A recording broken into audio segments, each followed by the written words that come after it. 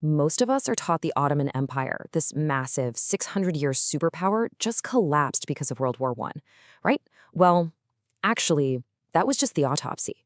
The real cause of death, that happened decades before a single shot was ever fired in that war. Let's dive right into this explainer and transport ourselves to a very specific, high-stakes moment in history. December 20th, 1881, Istanbul. Picture a quiet conference room where an Ottoman finance minister is signing a massive debt restructuring document. He probably thinks he is throwing a vital lifeline to his struggling country. But in reality, he's basically handing the keys to the empire's treasury straight over to a consortium of European bankers. So no invasion, no huge military defeat, just a debt deal.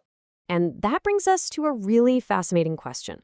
When a colossal institution or an empire collapses, is it actually defeated by an external enemy, or does it just kind of dismantle from within, one institutional failure at a time?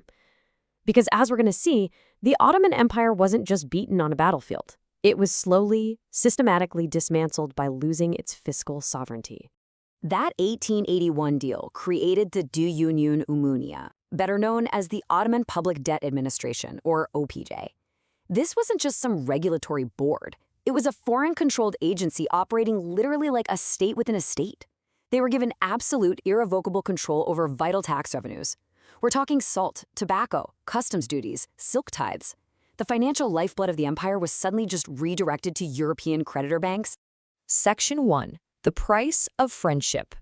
Now, to understand how this massive transfer of power even happened, we have to look at the historical mechanisms that paved the way. Let's jump way back to 1536. Sultan Suleiman the Magnificent grants France a capitulation, basically a trade treaty giving French merchants tax exemptions and legal protections. At the time, it was a diplomatic flex from a position of absolute strength. But that precedent compounded over 3 centuries. Fast forward to the 1838 Treaty of Balta Liman. British merchants are now paying a microscopic 3% import duty into Ottoman markets, while Ottoman goods are getting hit with crushing standard tariffs just trying to enter Europe. British Prime Minister Benjamin Disraeli actually hit the nail on the head during a debate, calling it an instance of the injury done by unrestrained competition.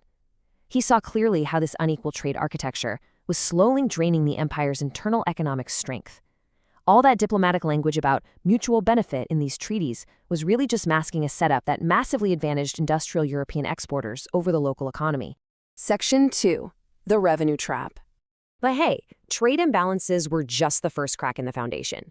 The second huge institutional failure was entirely internal. For centuries, the Ottoman military relied on the Timar system, giving land revenue rights to cavalry officers in exchange for their service. But by the 1590s, gunpowder infantry comes along and makes that cavalry completely obsolete. The state suddenly needs hard cash immediately to pay for new armies. So what's their fix? The iltizam system. They privatized tax collection.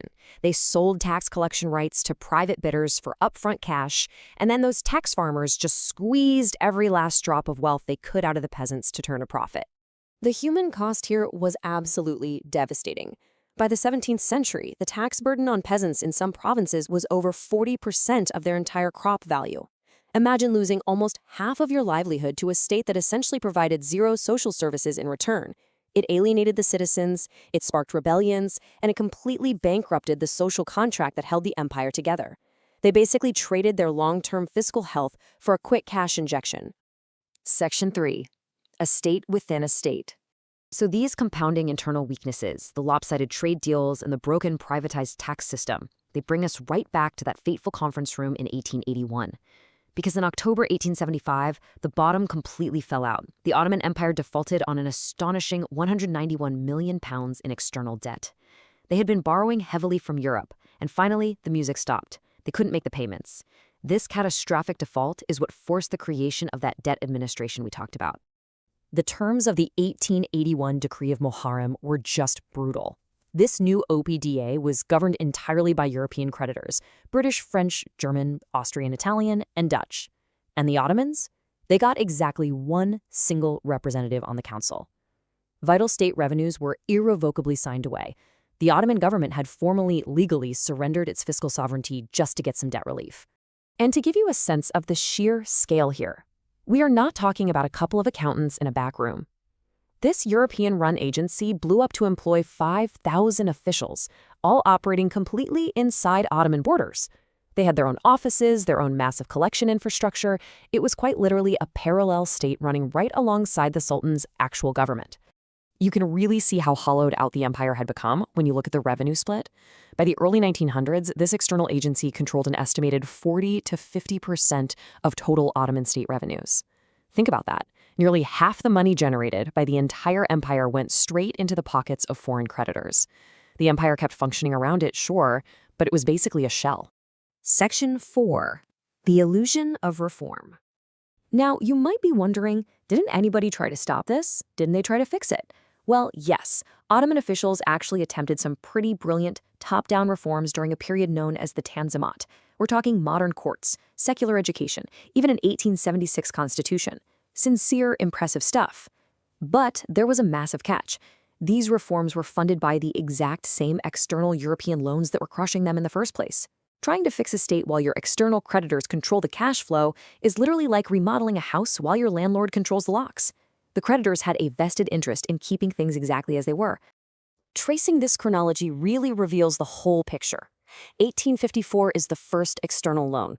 By 1875, bam, sovereign default. In 1881, the OPDA takes over the revenues. It isn't until 1918 that the military defeat in World War I actually happens.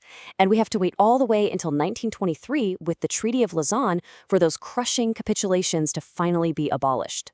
This timeline tracks a slow, systematic institutional failure over decades. It's proof that a national decline isn't usually a sudden drop off a cliff. It's a series of specific, traceable decisions. The main takeaways here show us exactly how institutional collapse really works.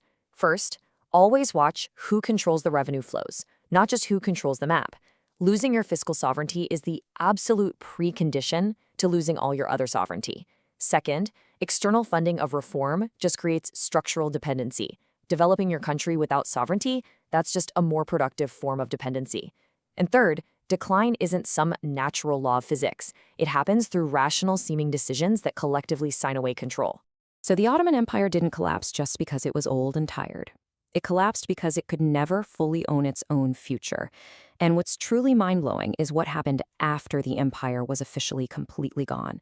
The empire itself dissolved into history, but those financial obligations signed away in that 1881 conference room, oh, they survived. Get this, it wasn't until 1954 that the modern Republic of Turkey finally finished paying off the last tranches of those Ottoman public debts. 1954. That is over 70 years after the original debt deal was struck. Not 1918, not 1923. Long after the sultans were dead and gone, the economic chains were still holding on tight. So as we wrap up this explainer, I want to leave you with this thought. The Ottoman story isn't just some dusty, ancient history. It's a structural warning. How can we recognize when our own modern institutions, whether that's states, economies, or even organizations, are quietly surrendering fiscal control before the hollowing out process is actually complete? When does the autopsy start for us?